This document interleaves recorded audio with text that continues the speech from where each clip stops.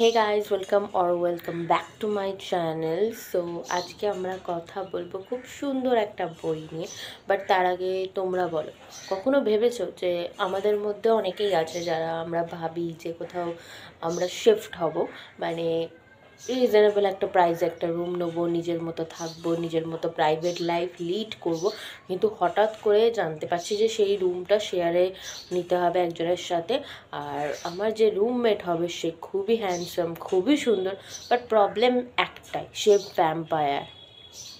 তো ভ্যাম্পায়ারের প্রতি অ্যাট্রাকশন আর vampire roommate, এটা কিরম হতে পারে?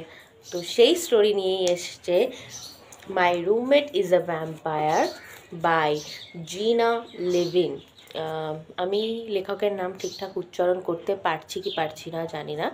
তো মাই রুমমেট ইজ আ ভ্যাম্পায়ার বইটার কন্ডিশনটা একটু নয় অনেকটাই খারাপ, কারণ এর বাইন্ডিংটা না পুরোটাই খুলে গেছে। আমি এটা মিশো থেকে পারচেস করেছিলাম, বাট অলদো মানে পেজ কোয়ালিটি কিন্তু খুবই ভালো। তো বইটার স্টোরি শুরু হচ্ছে, দেখে বুঝতেই পারছো কভার পেজটা, যে ক্যাসি গ্রিনবার্গ, সে হচ্ছে একজন আর্টিস্ট বলতে পারো। আর্টিস্ট মিন হচ্ছে আমরা যেসব জিনিস ফেলে দিই সেগুলোকেই রিসাইকেল করে ক্যাসি নতুন নতুন আর্ট বানায়।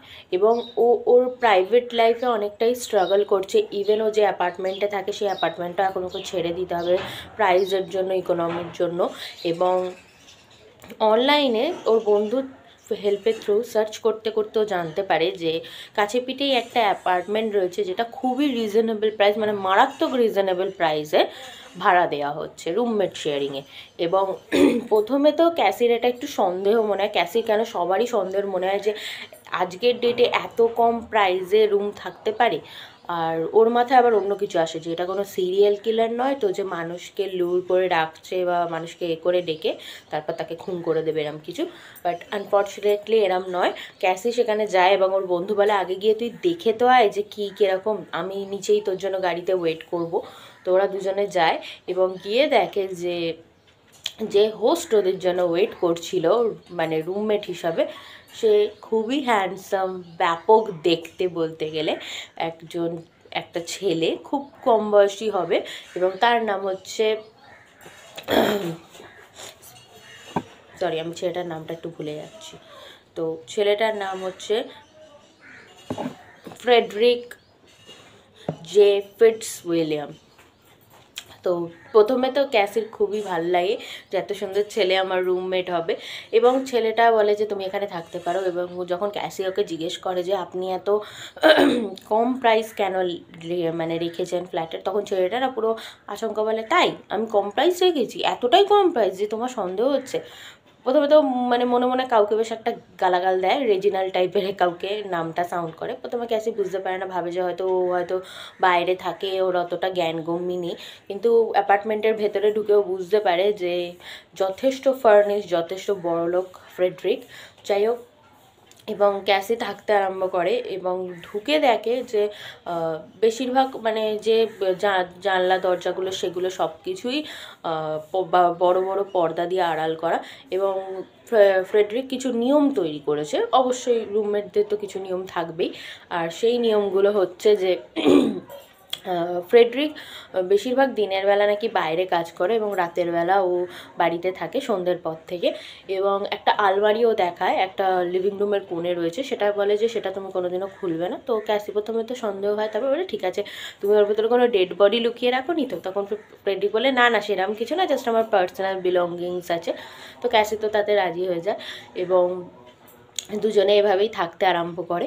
এবার একদিন কি হয় যে ক্যাসি মানে এটার মধ্যে আরও ছোটো ছোটো কিছু কিছু কেয়ারিং জিনিসপত্র আছে, মানে বলতে পারো অবভিয়াসলি ফ্রেডরিক যেহেতু ভ্যাম্পায়ার, ওর তো খাবার দাবার কিছু করতে হয় না, ও ব্লাড খায়, ব্লাড ব্যাঙ্ক থেকে নেয়, ও হিউম্যানদের মানে শিকার করে না, মানুষদেরকে শিকার করে না। এবার ক্যাসি রান্না করবে, সেই সময় দেখছে যে কোনো ইকুইপমেন্ট নেই রান্না করার, তো সেটা ও ফ্রেডরিককে বলে। আর ভালো কথা, ওদের দুজনের মধ্যে কিন্তু ফোনের থেকে বেশি ছোট ছোট চিটে কথা হতো। আর বেশিরভাগ এই যে নিয়মটা এটা ফ্রেডরিকই চালু করেছিল, হাতে লেখা নর্মাল ছোটো ছোটো চিঠিতে। তো ক্যাসিও সেরকম করে। এবং যখন ক্যাসি বলে যে আমার কিছু ইকুইপমেন্ট দরকার রান্না করার জন্য, তো বলতে পারো ফ্রেডরিক পুরো দোকান তুলে নিয়ে চলে আসে কিনে ওর জন্য। মানে একই, মানে একটাই সসপ্যান নানান ডিজাইনে এরকম। ক্যাসি তো প্রথমে হাসতে পারে, মানে পুরো ভাবে যে আমি হাসবো না কাঁদবো। ওকে জাস্ট আমি বলেছি কিছু জিনিস এনে দিতে, ও এত কিছু এনে দিয়েছে। তো যাই হোক, একদিন কি হয়, ক্যাসি ওর কাজে যায় এবং নর্মাল যে চিটে ওদের মধ্যে কথা হয় সেই চিটেই ও লিখে যায় ফ্রেডরিককে যে ও সেদিন বাড়িতে ফিরবে লেট করে। এবার ক্যাসি বেরোনোর পরেই কিছুক্ষণ পরে ক্যাসির মাথায় আসে যে ও কিছু একটা ভুলে এসছে অ্যাপার্টমেন্টে, এবং অ্যাপার্টমেন্টে ব্যাক করে। যখন ব্যাক করে ও ঢুকে একবারে হাঁ হয়ে যায়, কারণ ফ্রেডরিক আর রেজিনাল্ড বলে যে ছেলে মানে আরেকজন আছে, তারা হাতে ব্লাড প্যাকেট বা ব্লাড ব্যাগের যে এগুলো হয় সেগুলো ছিঁড়ে ব্লাড খাচ্ছে, তাদের মুখময় রক্ত। ইভেন ফ্রিজ, না ক্যাসি ফার্স্ট দেখে যে ফ্রিজটা খুলে প্রচুর ব্লাড ব্যাগস রাখা রয়েছে। তো এগুলো দেখে তোর মাথা খারাপ হয়ে যায়, এবং অবশ্যই ফ্রেডরিক আর বিশেষ করে রেজিনাল্ড তো খুব কুললি বিষয়টাকে নেয়, এবং ও ওখান থেকে একটা ব্লাড ব্যাগ নিয়ে ক্যাসির সামনেই সোফায় গিয়ে পুরো ছিঁড়ে সেটাকে খেতে আরম্ভ করে। ফ্রেডরিক তো প্রথমে খুব নর্মাল হওয়ার চেষ্টা করে, তারপরে ও সবটাই সত্যি বলে যে ও ভ্যাম্পায়ার, বাট ও কোনোদিনও মানে 200 বছর হতে চললো ও হিউম্যানসদের শিকার করছে না, আপাতত ব্লাড ব্যাঙ্ক দিয়েই এই কাজ চালাচ্ছে। কিন্তু স্বাভাবিক যে কোনো সাধারণ মানুষ শুনলে ভয় পাবে, ক্যাসিরও তাই হয়, এবং ক্যাসি ওকে সেই মুহূর্তে ছেড়ে ওর বন্ধুর বাড়ি স্যামের বাড়ি চলে যায়। তো সেই মুহূর্তে ফ্রেডরিক ওকে একটা চিঠি পাঠায়, এবং তাতে লেখা থাকে যে আমি তোমায় বলিনি স্বাভাবিক কারণে যে তুমি ভ্যাম্পায়ার শুনলে থাকতে চাইবে না, আর তোমার যেসব মানে কি বলবো রুমমেট হিসাবে যেসব কন্ডিশনসগুলো ছিল সেগুলো আমার জন্য খুবই ভালো ছিল, তাই আমি তোমাকে থাকতে দিয়েছিলাম। আর আমি বিশ্বাস করো তোমাকে হার্ট করবো না, কারণ যদি হার্ট করার হতো আমি এতদিন তোমার সাথে থাকছি তাহলে তো কবেই তোমাকে মেরে দিতে পারতাম। তো এগুলো শোনার পর ক্যাসির মনটাও আসে যে হ্যাঁ সত্যি তো ওর সাথে তো আমি একাই রুমে থেকেছি অনেকবার, ও তো চাইলে সত্যিই মেরে দিতে পারতো। আর তারপর ওর মাথায় আসে যে ফ্রেডরিক কীভাবে অত কম ভাড়া, যখন মানে ক্যাসি ওকে জানিয়েওছে যে এত কম ভাড়া, তারপরে ফ্রেডরিক ওকে হেল্প করেছে। তো এগুলো সব যে মানে ওই ভাড়াতেই ফ্রেডরিক ওকে থাকতে দিয়েছে। এগুলো জানার পর ক্যাসি ভাবে যে ঠিক আছে আমার তাহলে ফ্রেডরিকের কাছেই যাওয়া উচিত। আরেকবার দেখি ভ্যাম্পায়ারের সাথে, মানে একটা হিউম্যান কিউরিসিটি আছে যে ভ্যাম্পায়ারের সাথে কথা বলা, তার সম্বন্ধে জানা। তো দুজনে আবার মুভ ইন করে, এবং সবচেয়ে ফানি পার্টগুলো এখান থেকে শুরু হয়। ক্যাসি ফ্রেডরিককে ইনস্টাগ্রাম, টিকটক, ইন্টারনেট এগুলো সব কিছু শেখায়। ইভেন ওকে কফি শপে নিয়ে গিয়ে কীভাবে কফি অর্ডার করতে হয় এখনকার যুগে সব কিছু শেখায়। দো ফ্রেডরিক কফি খায় না, কিন্তু যেহেতু মডার্ন ওয়ার্ল্ডে থাকতে চায় তো সেখানকার রীতিনীতি তো ওকে শিখতে হবে, আর সেগুলো ক্যাসি ওকে শেখায়। ইভেন ফ্রেডরিক ওকে রিকোয়েস্ট করে যে তুমি আমাকে মডার্নাইজেশনগুলো শেখাও। এবং তারপর কি হয় যে ফ্রেডরিকের যে ড্রেসিং সেন্স, মানে যখন ক্যাসি ওকে প্রথম দেখেছিল ফ্রেডরিক একদম নিট অ্যান্ড ক্লিন স্যুটে ছিল, আর অল টাইম ও স্যুট পরে থাকতো, যেহেতু একটা ওল্ড ভ্যাম্পায়ার 200 বছর আগে। যাই হোক, তো ক্যাসি ওকে শপিং মলেও নিয়ে যায়, ইভেন ওকে এখনকার দিনের কার্গো, জিন্স, শার্ট এগুলো সব শপিং করিয়ে দেয়, এবং ওইরকমই ড্রেসিং সেন্সে চলতে থাকে, এবং দুজনের মধ্যে কিছু অ্যাট্রাকশন জন্মায়, এবং দুজনের প্রতি ফিলিংস ডেভেলপ করে, কিন্তু মনে কিন্তু থাকে যে ভ্যাম্পায়ারের সাথে রিলেশনশিপ কীভাবে হবে।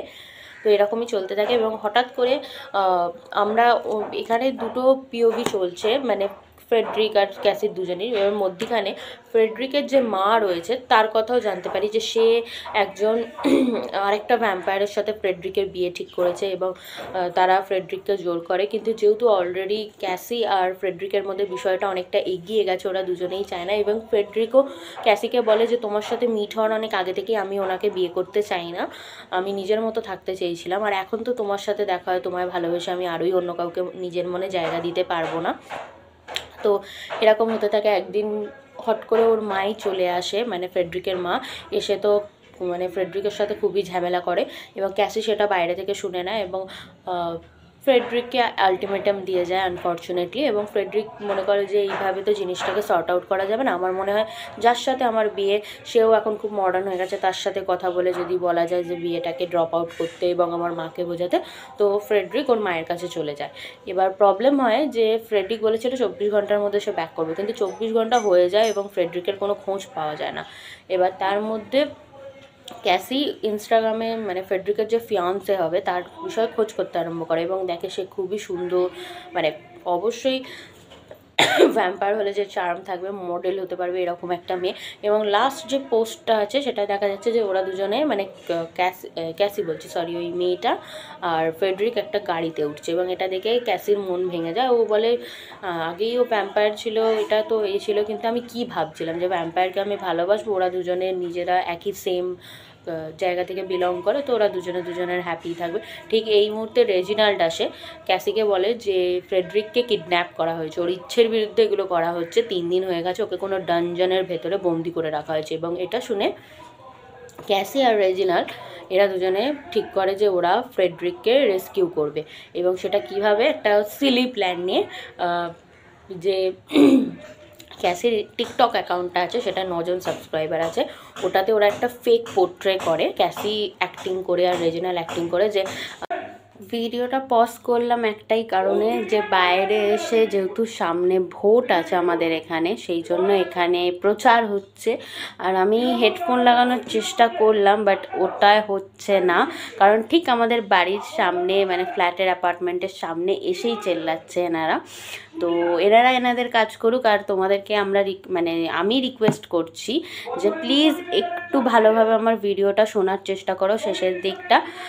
তো শেষের দিকে যে কথাটা বললাম, যে রেজিনাল্ড আর ক্যাসি ওরা দুজনে পোর্ট্রে করলো একটা জিনিস। যেহেতু ফ্রেডরিকের মা খুব পুরনো দিনকার মানুষ, তো ক্যাসি ঠিক করলো যে একটা ফেক জিনিস ওরা পোর্ট্রে করবে, যেখানে ক্যাসি অ্যাক্টিং করে বলছে অ্যাগ্রেসিভলি যে যদি তোমরা 24 ঘন্টার মধ্যে ফ্রেডরিককে আমায় হ্যান্ড ওভার না করো, তাহলে আমি পুরো দুনিয়াকে ইন্টারনেটের থ্রু ভাইরাল করে দেবো যে তোমরা ভ্যাম্পায়াররা এক্সিস্ট করছো আমাদের আশেপাশে, আর তোমরা কোথায় থাকো, কিভাবে থাকো, আমি সব বলে দেবো, যাতে মানুষেরা দল বেঁধে গিয়ে তোমাদেরকে মেরে ফেলতে পারে। তো এটা বলে এরা দুজনে অ্যাক্টিং করে, এবং রেজিনাল সেই মুহূর্তে এসে ভ্যাম্পায়ারের মতো অ্যাক্টিং করে, এসে বলে আমি তোমার রক্ত খেতে চাই। তো এরকম করার পর ওই ভিডিওটা ওরা ইমেলের থ্রু যে ফ্রেডরিকের মা আছে তাকে দেয়।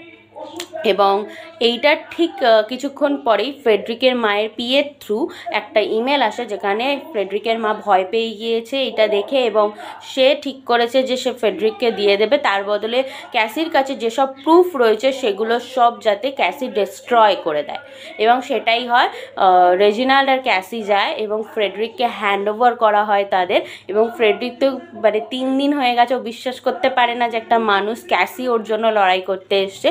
এবং এটা একটা সুইটলি হ্যাপি এন্ডিং দেওয়া হয়, যে ওরা দুজনে আবার মুভ ইন করেছে, একসাথে থাকছে। এবং ক্যাসি একটা খুব সুন্দর একটা স্কুলে টিচারের জব পেয়ে গেছে, ওদের রিলেশনশিপের 1 বছর পূর্ণ হয়ে গেছে। এবং ফ্রেডরিক ওকে প্রপোজ করে একটা, আমরা তো সবসময় দেখি ডায়মন্ড রিং দিয়ে, বাট এটা একটা রেড রুবি হার্টওয়ালা একটা রিং দিয়ে ক্যাসিকে প্রপোজ করে ফ্রেডরিক। তবে হ্যাঁ, এখানে ক্যাসি হ্যাঁ বলেছে, কিন্তু একটাই ক্ষেত্রে, যে ও পুরোটা দেখবে, শুনবে, জানবে, যেহেতু ও নিজেকে ভ্যাম্পায়ারে কনভার্ট করবে না, তো ও দেখবে যে এই লাইফটা ওর পক্ষে সবটা ঠিক কিনা, সেইটার একটা প্রমিসের থ্রু ওদের রিলেশনশিপটা হ্যাপি এন্ডিং হয়। তো বইটা ওভারঅল খুব সুন্দর, আমি 1 মাসের মধ্যে শেষ করেছি, তাও যদি ব্যস্ত না থাকতাম আরও আগে শেষ করে দিতে পারতাম। জেনা লেভিনের আর একটা বই এসছে, মাই ভ্যাম্পায়ার +1 বলে, ওটা রেজিনাল্ডের স্টোরিটা দেখাবে, হ্যাঁ ওই ছায়াজারাটা বলতে পারো। তো এই বইটা 5 স্টারে 5 স্টার রিড আমি বলতে পারি, খুব ভালো লেগেছে পড়ে। অন্যরকম একটা, তোমরা যদি হোটেল ট্রান্সিলভেনিয়া কার্টুন দেখতে পারো, ড্রাকুলাকে যেমন একটা কুল ফানি সাইড পোর্ট্রে করা হয়েছিল, সেরকমই ভ্যাম্পায়ারদের নিয়ে এখানে বলা হয়েছে। আর এখানে ভ্যাম্পায়ারদের একটা আলাদাই এবিলিটি বলা হয়েছে, যে কিছু কিছু ভ্যাম্পায়ার উঠতে পারে, যেমন রেজিনাল, বাট ফ্রেডরিক যে মেন নায়ক, তার ভ্যাম্পায়ারের পাওয়ার হচ্ছে সে যে কোনো ফলকে সামান করতে পারে, তরমুজ হোক, আপেল হোক, যাই হোক।